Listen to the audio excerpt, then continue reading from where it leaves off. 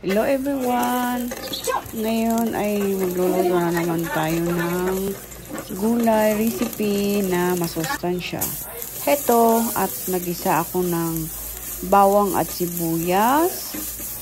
At naglagay tayo ng konting karni, pampalasa.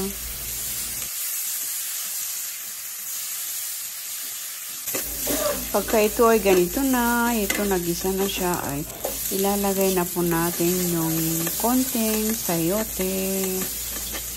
Yan, tapos halo-haloin po natin hanggang sa maluto na po siya. At maglalagay po tayo dito ng isang tasang tubig at takpan na natin. But after 10 minutes, alisin na natin yung takip at pwede na natin silang timplahan.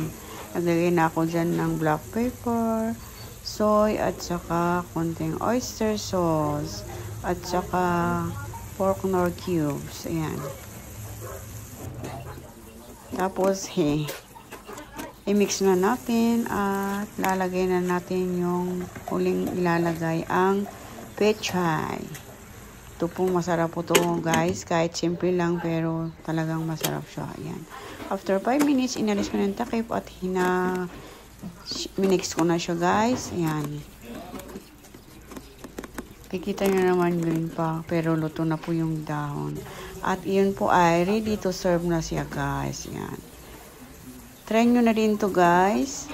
At ito yung mapapakain ka ng madami. Thank you guys for watching. Bye.